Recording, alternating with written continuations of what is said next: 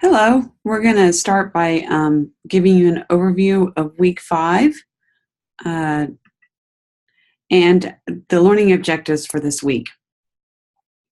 So during this week, I really wanted to open up the doors and really start to look at environmental health and really look at why environmental health is important to our individual health. We're going to be looking at air, water, and land.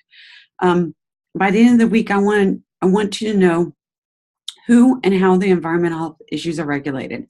So who's in charge of that at the federal level, and then locally, we have people. Do you know the impact of lead, mercury, asbestos, arsenic, radiation, and PCB on our health? That is in your book. I want to make sure that you hit that in the chapter. Become aware of endocrine disruptors and why EPA is beginning to monitor the health impacts of these. I want you to understand that there's always a risk-benefit analysis when it comes to environmental health.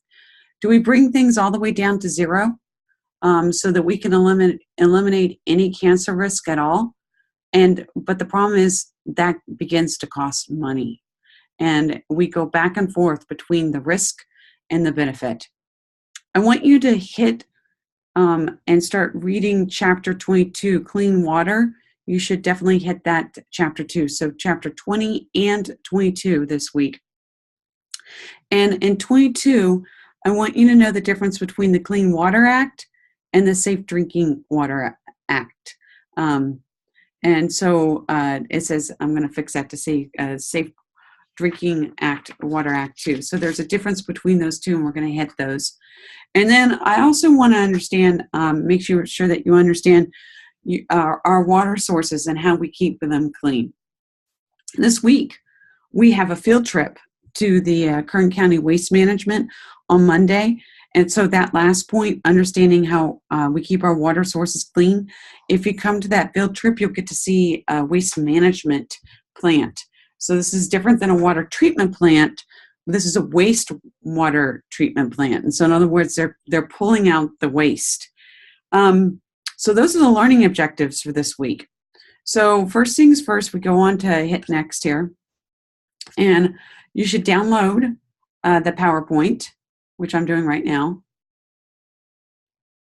and putting it into the slide mode.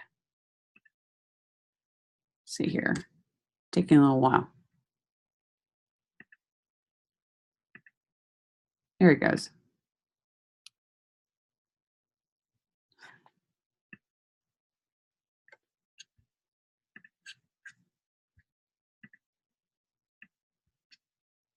Oh boy.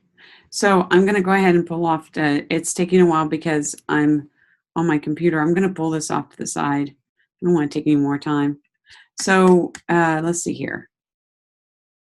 Here we go. Let's start with the environment. So this PowerPoint is in your, is uploaded there. And let's make sure that I'm on this screen share right. Yeah, there we go. So you should see this. Here we go. So we're going to talk about clean environment and some of the basics of the environmental health. I start off with a world population video. This only takes about 5 minutes, but it shows how the world population has grown and how diseases have come in, but also how our environmental resources are starting to get impacted by how we're growing. This video is really cool. You double click on it, it opens up in your PowerPoint if you have it in slide projector mode. And then and when you're in slide presentation mode, you can watch it. So take a look at that video. So what do you think population growth will do? Is there such thing as smart growth, resource management? Yes, there is. There's a way of doing things so that you can actually control the impact on the environment. What issues do you think are relevant to California? Water. Do we have enough water for our population? Do we want to keep things clean? So right here are pictures of environmental hazards that have happened. So these eggs breaking, do you know what this is? This is from DDT, a pesticides that used to be out in the open, and now they've really controlled it, and it got into fishing and consumed by eagles, and these are eagle eggs that cracked. This photo of the person in the complete gear right there is removing lead-based paint, and you will hear about lead-based paint. This river actually caught on fire. This is from when we used to dump into our rivers toxic things and then and oil, and it actually caught on fire. And this picture, the last picture here of the person in the kayak, is from my hometown. It's in Washington, D.C. area. That used to be the Potomac. And when I would fall, when I first got there in the early 80s, it would be, if you fell in there, you would have to go to the hospital because it was so contaminated. Now when I go home, I see people paddleboarding on the rivers. And the reason why all these things were addressed is because policies were set. And these policies are set by the EPA, Environmental Protection Agency.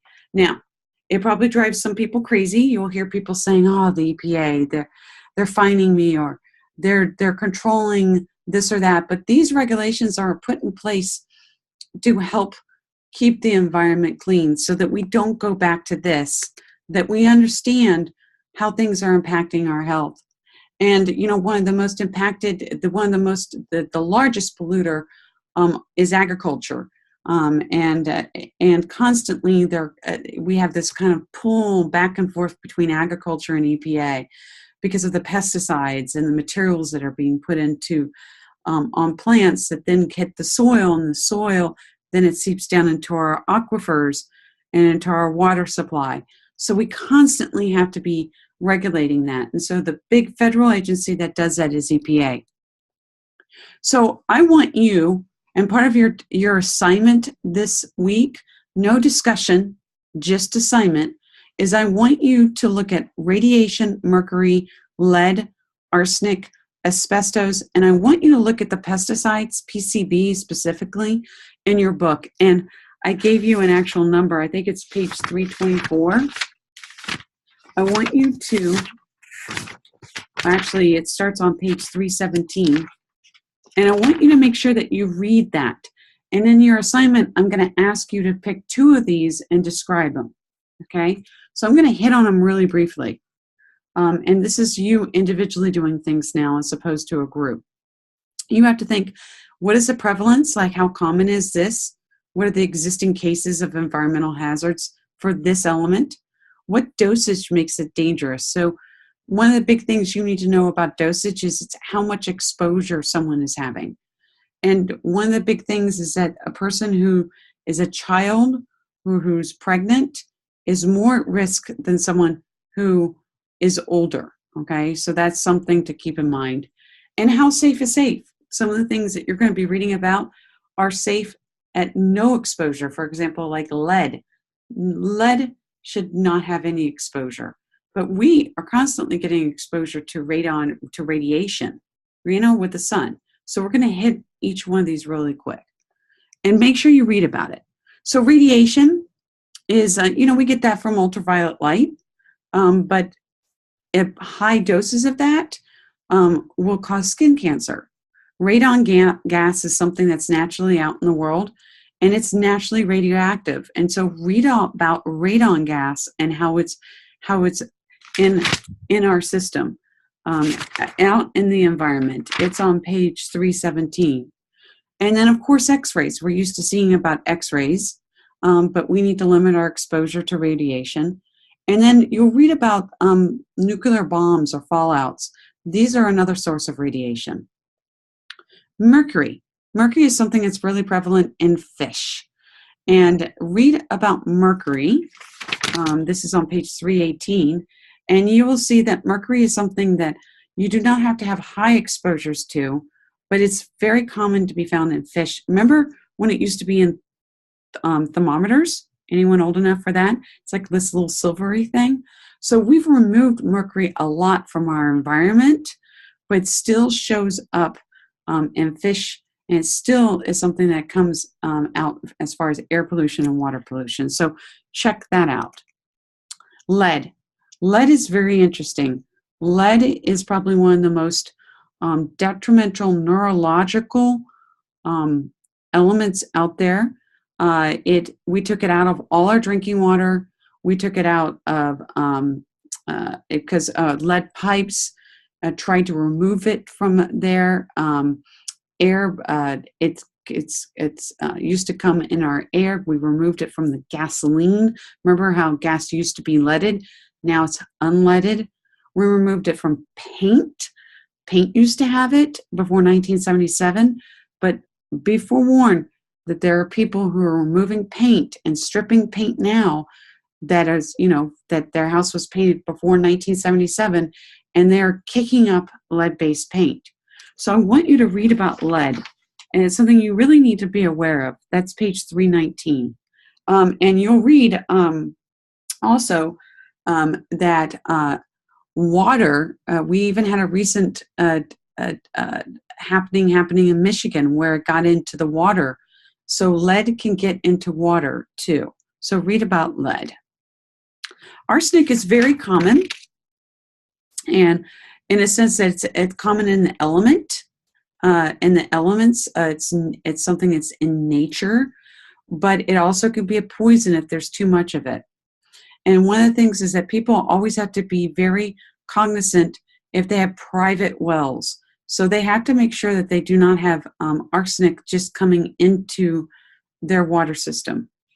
So take a read on that, page 319.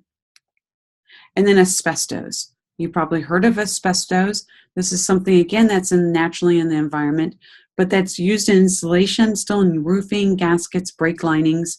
And people who are really most affected by this are the workers, people who are working with this. Read about asbestos, page 320, okay? So you need to know that pesticides is something that we also need to be watching, and that's on page 321.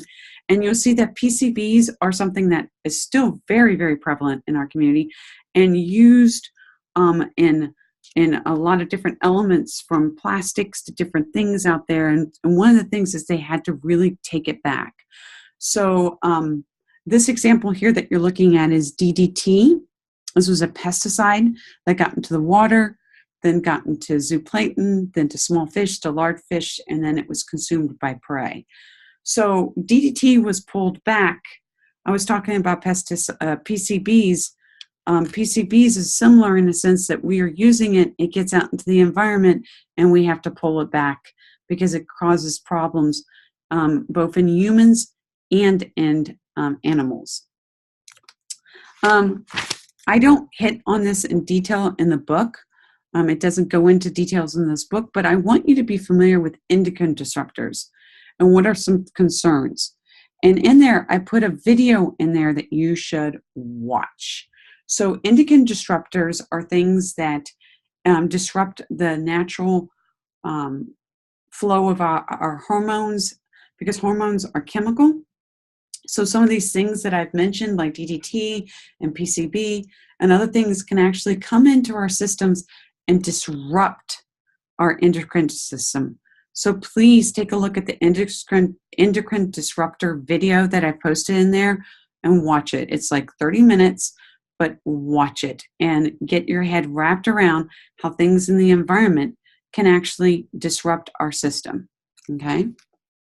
And so here's some things that people are watching, like BPA and different elements that leach into the liquids. And these things mimic and look similar to our endocrine system, to our hormones that are in our endocrine system, and they can confuse our bodies. So definitely take a look at that.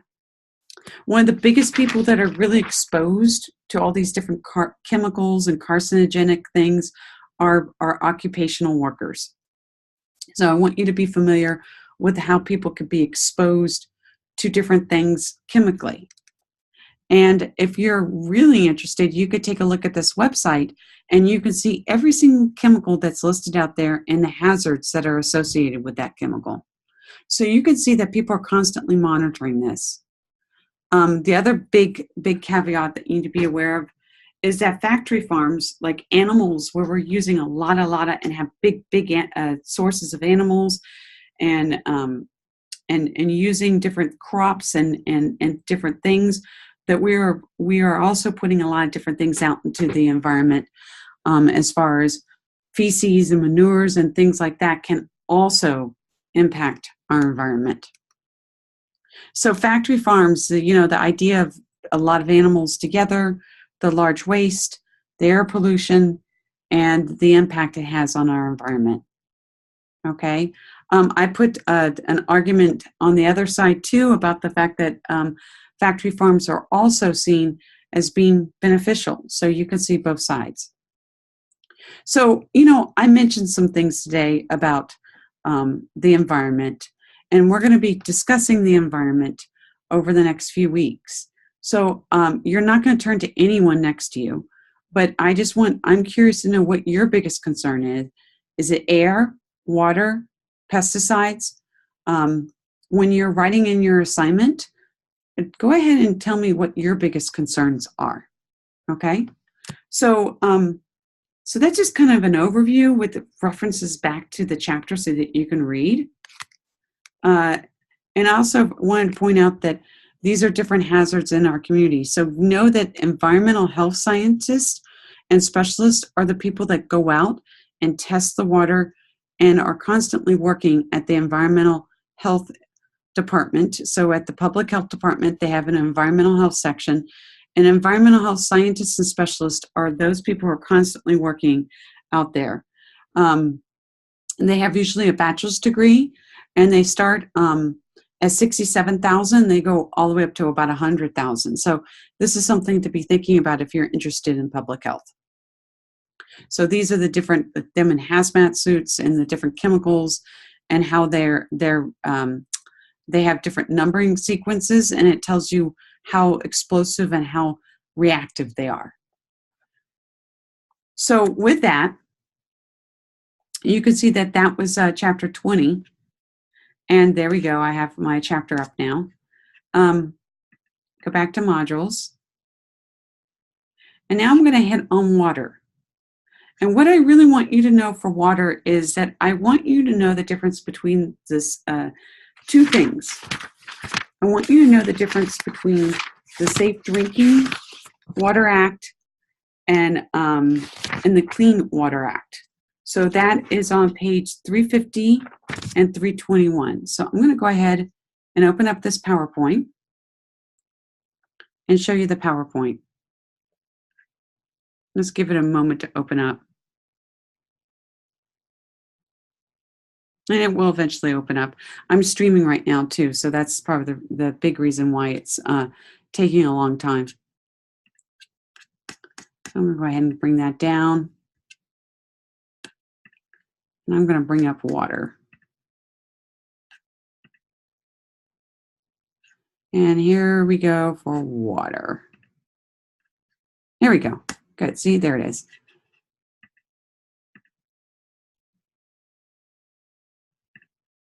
So I'm downloading water and I'm opening it up here.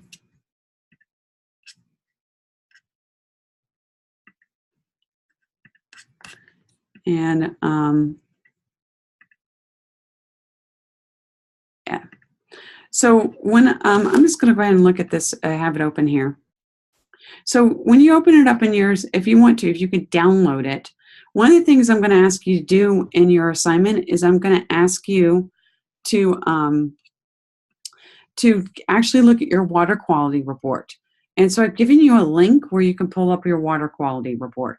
You need to know that we do a really good job of water quality, and there's constantly all these rules that have come up to monitor the water quality.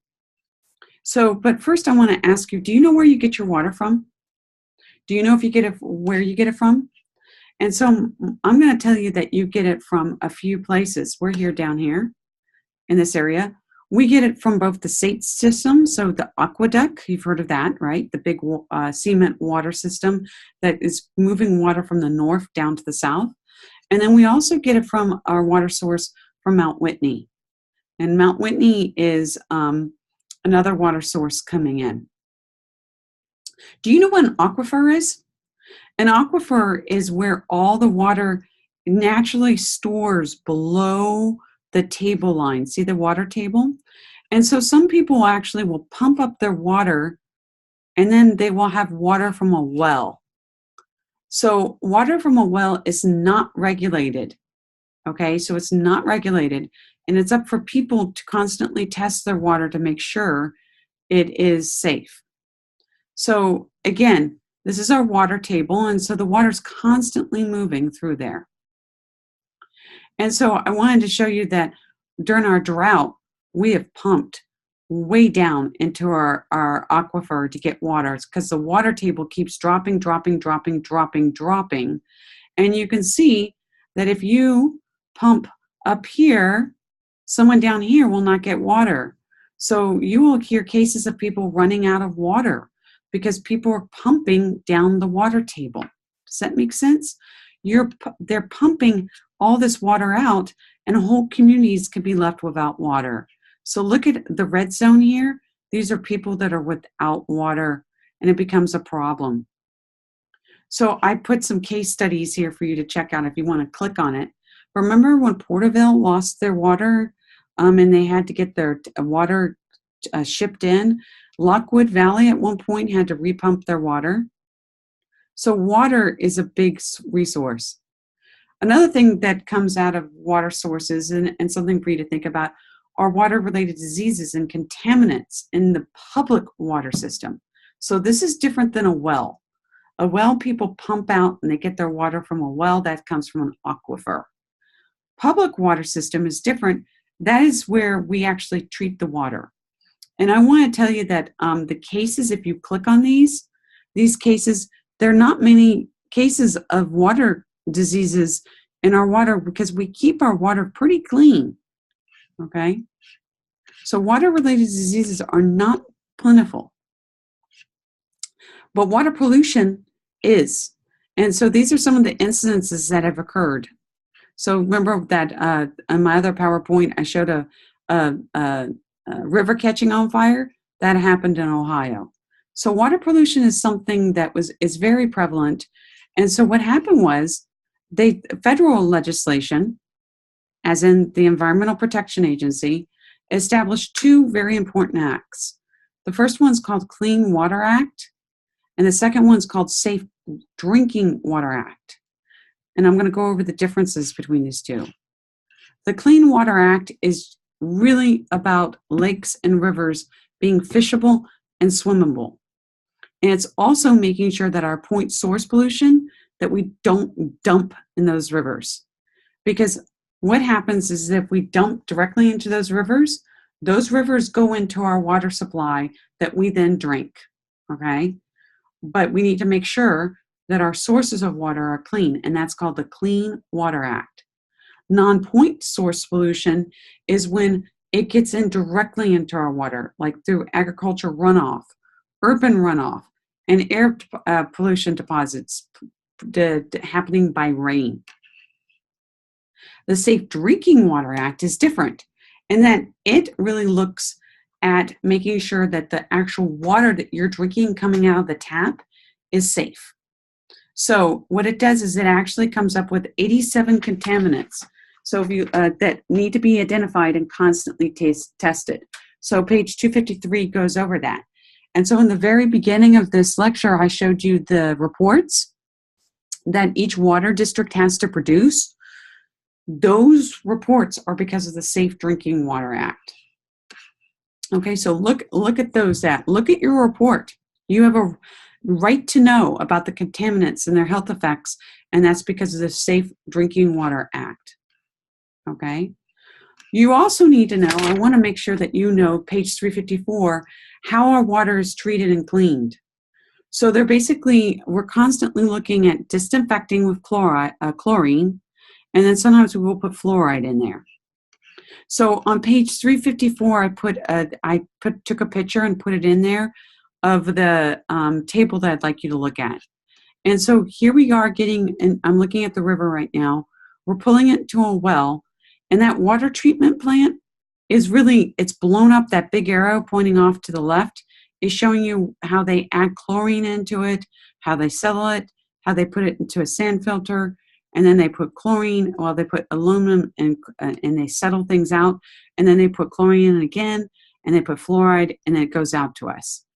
Then it gets distributed, so it goes out to a water tower or into a distribution, and it gets distributed, and it drops into our supply. So the toilets, our bathtub, our washer and dryer, and then after it gets used, it goes to a sewage treatment facility, where they settle it out and they separate the feces and the biosolids away, and then they discharge it.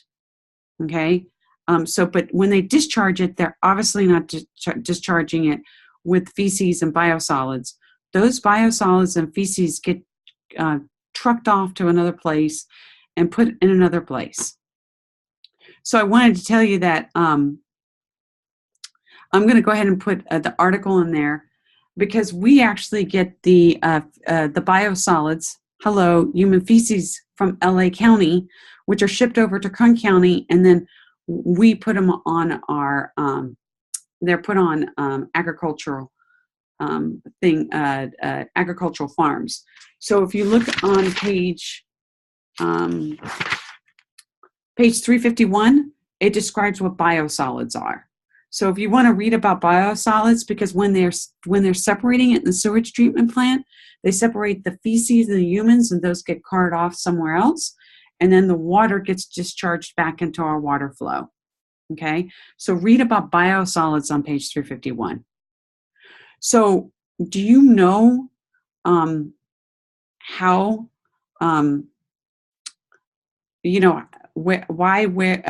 why were state and local laws concerning air and water pollution ineffective, leading to the federal government to pass legislation in the 1970s? So one of the big things is they had to go back and they had to regulate this and create the Safe Drinking Water Act and the Clean Water Act, because we had too much source pollution. So make sure you understand that. And then I ask you to check out the information on EPA and make sure that our community water is meeting the EPA standards. So in the very beginning, I put this website up, and this is the water quality reports that are mandated because of the Safe Drinking Water Act. Okay? So I'm going to go out now. And we're going to bring that down. And I want to go out to the module here. And so this week, I'm going to post the video in here. I want you to make sure that you read about the Love Canal. This was an environmental hazard that really got people going.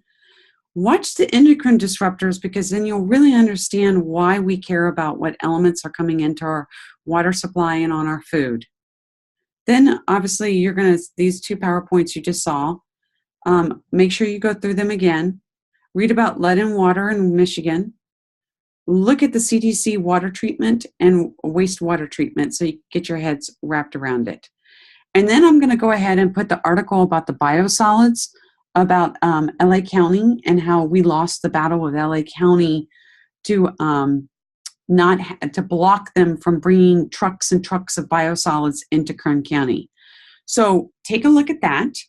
And then what you need to do this week, you need to do chapter 20 and 22. And I only have one assignment for you guys to do this week. It's the clean environmental assignment. And I went over that actually when we were talking, when I was presenting this presentation here. I want you to look at page 317 to 324 and pick 2 hazards. And remember, I went over those in the PowerPoint. And then for the clean water, I want you to list the difference between the Clean Water Act and the Safe Drinking Water Act. I want you to check out page 354 and describe what is added into the water for treatment. And then I want you to look at your own water quality. And then for extra credit, I'm going to put this in here. For extra credit, I'll give you extra points. What do you think about LA and the biosolids that are that are coming to Kern County. So what's your opinion on that? Okay. And you will need to look at that article to get a good idea about that. And I'm going to give extra credit for that. So I'm going to go EC. I need to put EC on there real quick. So right there, boom. So if you do that, I'll give you extra credit. Extra credit. Boom. Okay. And so you will need to read the article. Need to read article in module. Okay. So you do that. That's 10 points this week. And I want to end by saying that that make sure that you realize that we have a field trip that you definitely can come on. And it is in the announcements here. And it's field trip right here. And it is on Monday at 2:12, this Monday at 11:10, and the address is there. But I would 4101 Kimber Avenue. It's about 15 minutes away from BC. Okay, and I see a typo here. I'm going to fix it. So I hope you guys can come to the field trip. I think you'll really like it. If you have any questions or anything, let me know, and I will definitely work with you on it. Okay, but yeah, go through all this material in here, and you'll be good to go. All right. And I'm going to fix that little typo right there. Have a great week, and I look forward to hearing about what you think. All right. There we go. There, it's much better. All right. So dive in there and get to work. Great. And I'm going to fix that other one too. All right.